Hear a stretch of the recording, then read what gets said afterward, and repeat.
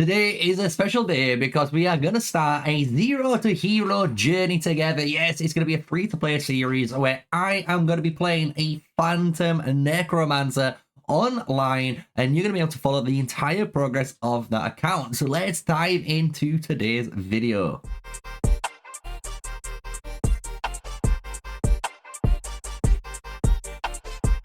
Hello, so yes, we're going to be covering Phantom Necromancer, and if you're wondering why we picked this class in particular, it is because of you guys. You guys did vote for this class out of the 3 we did pick, and we did choose 2 DPSs, so I do apologize to those DPS mains hoping for me to cover their class, but we are going to be doing the Phantom Necro right here, and I'm not going to lie, she's pretty cool, and I've been enjoying her so far, and today's video is going to explain some little concepts that we've learned as we've been playing this class so far and what I'm planning on doing with this, right? Because it is going to be a free-to-play player account, so hopefully those players that are trying to follow in my footsteps can learn some extra bits, and then maybe on the way, you know, we learn some extra information and we can keep guiding obviously as good as we can, right?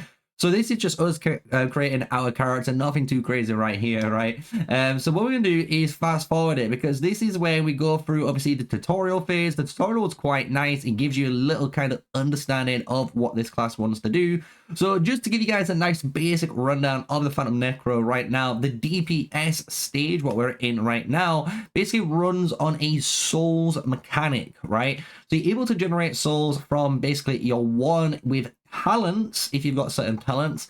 Your 2 always does generate them as well as your 4 does a quick burst of soul generation. So you can actually do quite a lot of soul generating in here.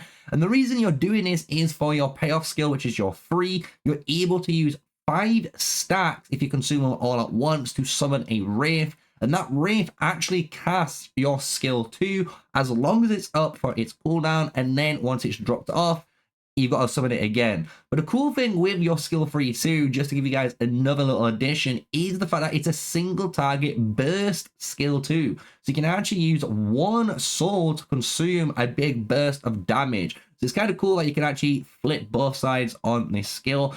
Your 5 is your AoE, and oh my god, this AoE skill is cracked. I'm going to showcase that in a little bit later on. And then your 6 is kind of your enhanced skill, kind of like everywhere else, right? So we've been enjoying this class so far, and one thing I did learn quite quickly while we've been going through this whole leveling experience, you know, punching through, trying to get this gear, punching through all the basic tutorial, we learned during this actual stage here a really cool mechanic to do with your skill 2, which I thought you guys would really enjoy in this video.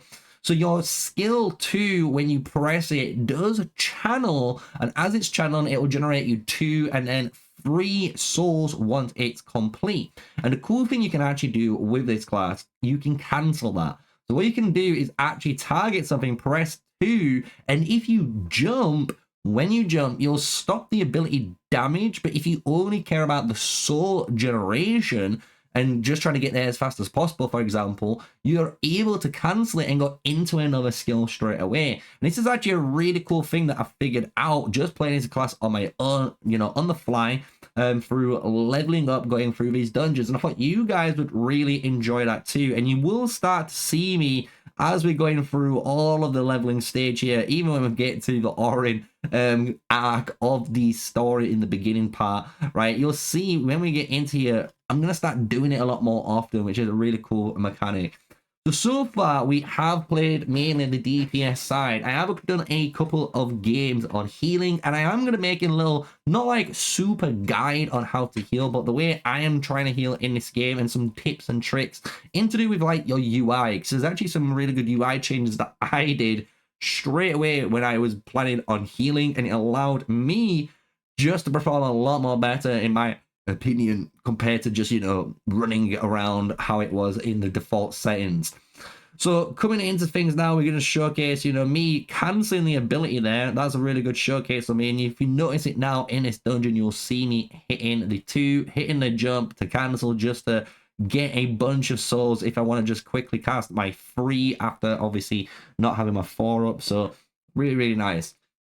So let's go into a little bit more deeper into here, because obviously, if you are wondering how long it took me to level, we did go in the first few hours. It took me quite a while, as you can see, going into nearly 2 hours and a half footage here, and we're at level 20 in the next set of dungeons. We were trying to watch, honestly, on the live stream, the story, but it's just one of those things. Honestly, I wish this story was better. I'm not going to be that guy who's gonna try and sugarcoat it. It's just one story that seems a little bit all over the place, and you know, you get a really good starter mission, which is that lawn mission in the beginning phase, but once you complete that mission and then you see him again and it doesn't really explain, you know, properly or give a good cinematic of him returning, right, it just kind of makes you lose a little bit of interest. And again, as you're going on, you're kind of following this story of the inscribed stone, how it miraculously works with you and not other people. And again, it's just not the best refinement of that, right? So what we were doing here, as you can see, we are completing the arcane floors, right? We're at level 20 and we're just doing this to showcase, look, even at level 20, you're able to complete all of these levels and putting to the test the Phantom Necro. And honestly, this Phantom Necro did a fantastic job clearing through out here, right? So if you are wondering if you're able to clear this, you should be able to. So far, I've had no issues when it comes to it. Here you've seen a really good example of me using like the 2 and then jumping, there we go, to cancel it and still gaining those souls down on the meter, which is very, very important, right? So now, as you notice, on the skill bar, since we are level 20, we've gone a little bit further into the game. What I were thinking of is professions, right? Professions, because professions are really important in this game. Obviously, each profession is required. For example, a jeweler might need some parts from a forger, or maybe someone from an alchemist, for example, for certain ingredients they need to make. So it does make all of the different professions, you know, needed. However, what I'm planning on doing, and I think this is the correct call for most players, is to go jeweler, right? Because with jeweler, especially if you're starting out later in the game, right, and you're catching up to everyone, kind of like I'm doing on this free-to-play account, you can still craft all the tier 1 gems yourself, use them on yourself, so you're gearing up your own guy, and by doing that, you're still actively progressing that proficiency meter, right, on your character, and it's going to allow us then, when we're able to craft the tier 2 or tier 3 gems, we're able to do that, sell them for way more gold, and then hopefully craft them some ourselves, right? So nice little feature. Here we're on the inscription stone, and you can see I were thinking about what type of talents or emblems I want to go. So here for me, since I am going for the DPS tree, the way I have started out this tree is going, as you can see, into the cooldown, into this intelligent here, and then unlocking the emblem, and I will be copying the exact same on the right side once I go through.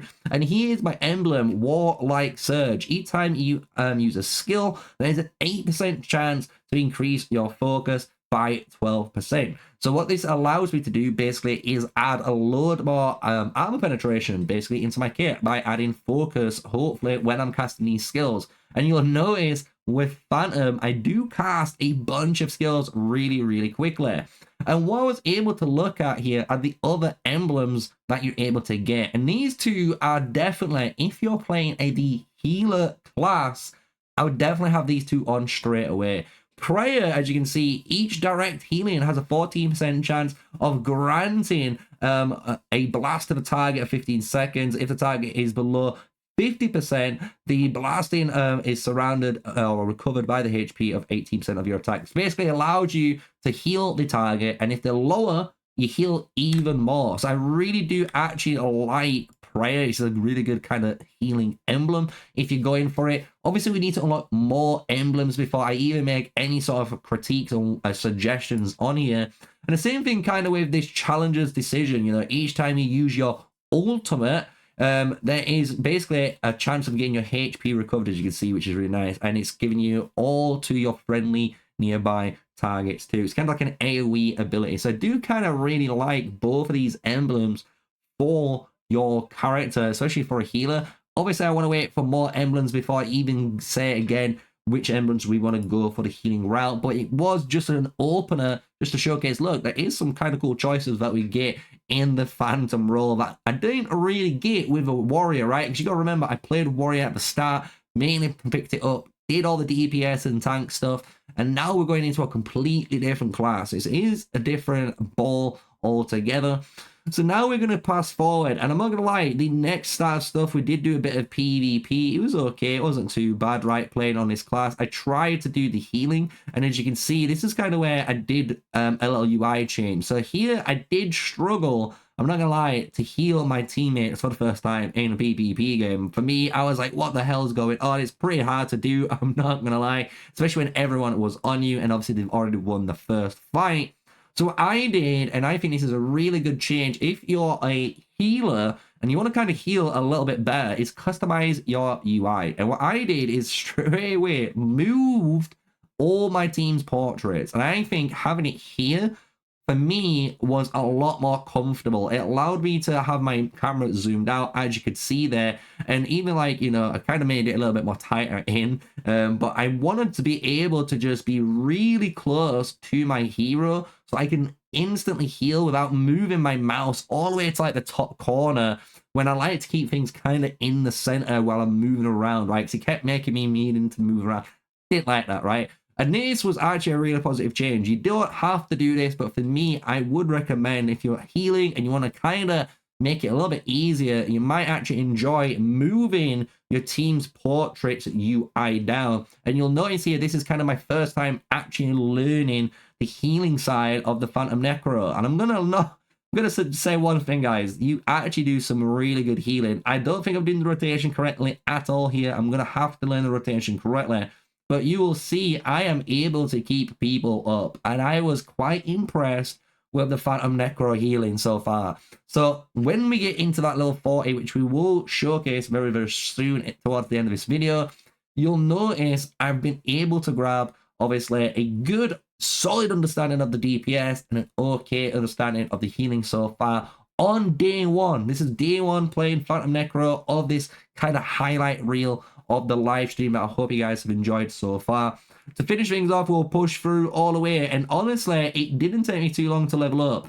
Once you get to that level 20 stage and you start clearing the end game quest, you'll notice as soon as you get into this misty rainforest, which is the elf quest line, you will level up so fast. You will go super, super quick. And when I think in an hour, I went from level 20 about to level 39, just like that, without going too crazy. And you'll see me going through the leveling process, smashing all the way through.